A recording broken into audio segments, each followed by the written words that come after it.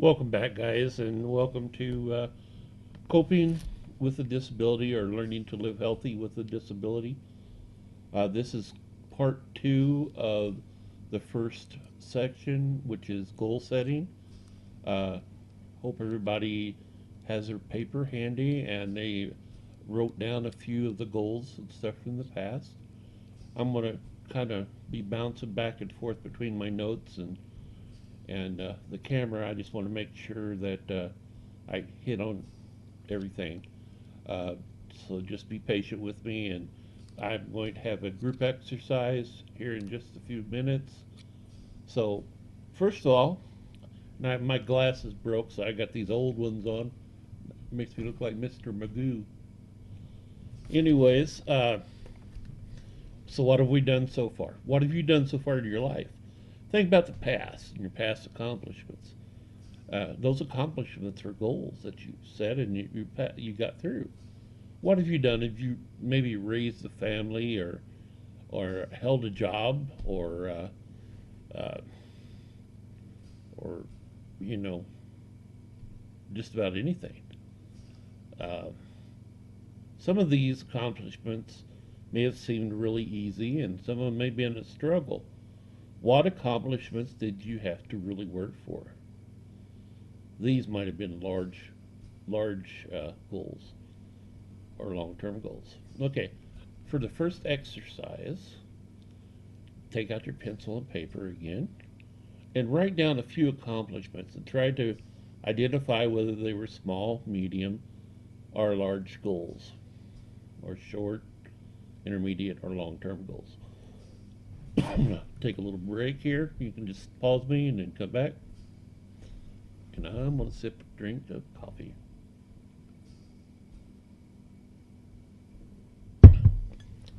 Okay, welcome back. Now, I want you to look at your questions or look at your answers and uh, ask yourself these questions. I got 4 bullet points here I want to cover. How did you get and stay motivated?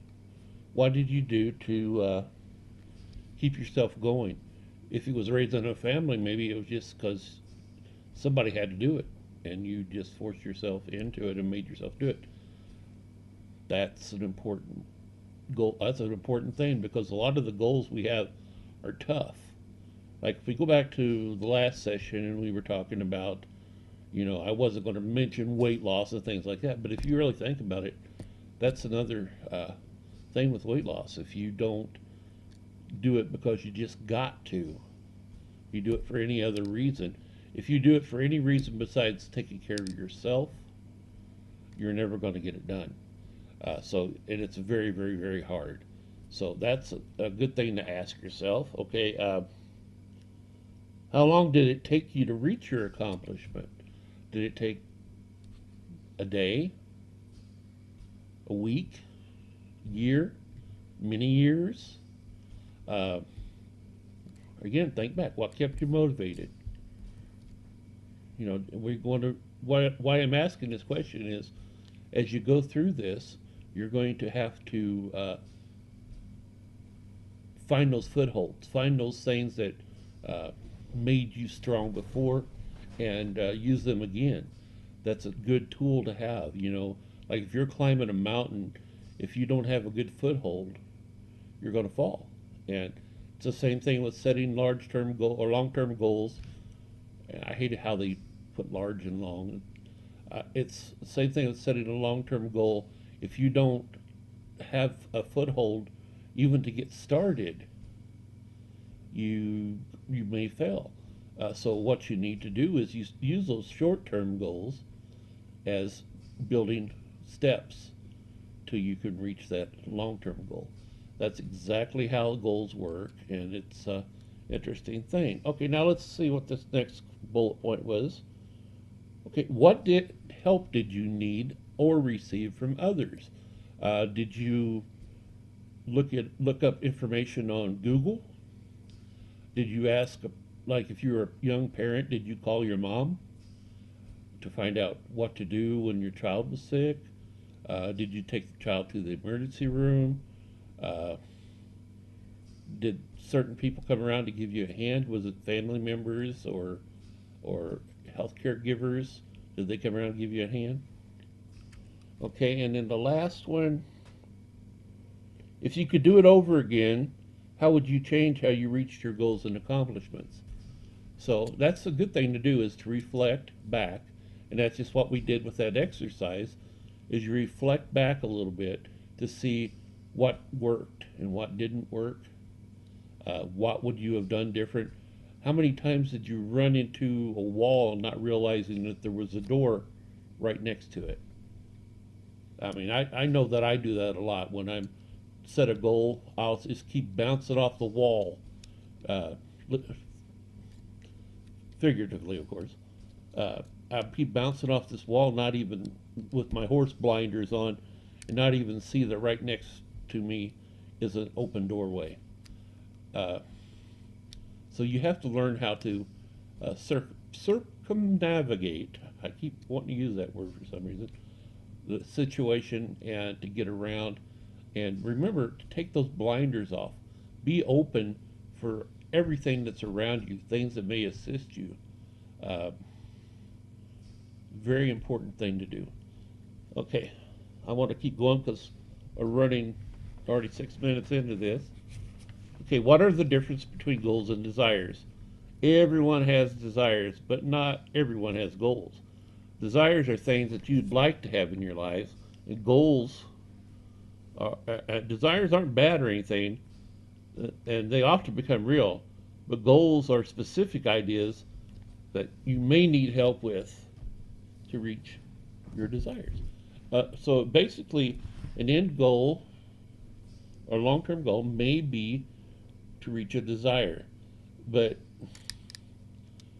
the goals and setting those goals and taking those steps is what really gets you there. Say, okay, I want an ice cream sundae, and it's at the Dairy Queen, but I'm in Wyoming in the middle of winter, and there's snow on the ground, and I'm in a wheelchair, and I don't have anyone here to drive me up there or to go pick it up for me. How am I going to get this done? Well, you look around and you try to figure out what's there. Is there truly no one to help you? Is there, do you really need the ice cream? If you do, and most people do, uh, you're going to find ways to get those things done. Uh, so that's exactly what I'm saying. Is you got to dig in, look around you, not just at that desire and that's the only thing in your mind, but look around you and see that if somebody else is heading out, like a friend or a neighbor, uh,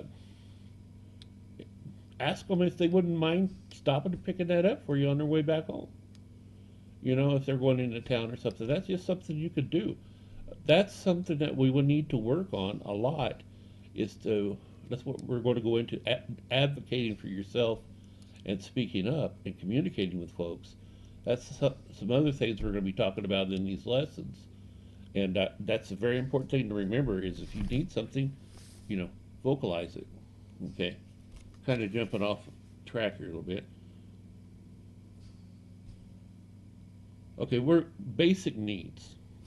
Okay, if you look at Maslow's basic needs list, it's going to say you need shelter, food, and safety. That's the three things that Maslow talks about at first. And then there's other things that stack on top of it, like your emotional support, your spiritual, physical, intellectual, and finally your social, being able to get out. Uh, to have a good quality of life, you need to touch on each of these things. But the first thing we worry about, of course, is the basic needs like shelter and food and safety. You know, if you don't feel safe in the place that you're in, uh, you're never going to be able to be strong and make those goals happen. So you're going to have to get into a safe place, and sometimes it's really hard to do without being able to vocalize what you need. So you know that's something that we're going to have to work on. And even if you are unable to speak, there are other ways of putting that information out there, uh, through writing, through gestures, through just, whatever it takes to get it out there. Uh, I'm going to kind of bust through these goals now. Uh, we're 10 minutes in. I think we talked enough probably right now about goals and goal setting. Remember just to take it off in little bitty nibbles until you get to that long term piece of cheese. Okay, in our next section, we will be talking about problem solving. Very good chapter. Uh, I think that you will like it. It's problem solving on the bumpy path to success. And I like this. There's a quote in here from the jazz musician Duke Ellington. It says, "A problem is a chance for you to do your best." And that's very interesting, and we'll see what he means by that as we get into the problem solving videos that I'll be doing next. Thank you for watching. I know this was a little bit scattered. Um, I do not like this camera. We're going to try to use a better camera from now on, but I did want to get this second part out there. So one of the things I need you to do during the break is start thinking about your basic needs. Are they all covered? Are you safe? Do you have shelter? Do you have food? And if you don't, then you need to start looking around to see what's out there. Not keeping your blinders on and walking into walls, but looking around at what's out there. There's services for just about anything out there now. You just have to find the right person to reach out for you or reach out yourself. Advocate for yourself. Uh, Call around to the different programs until you find out exactly what they do or don't do.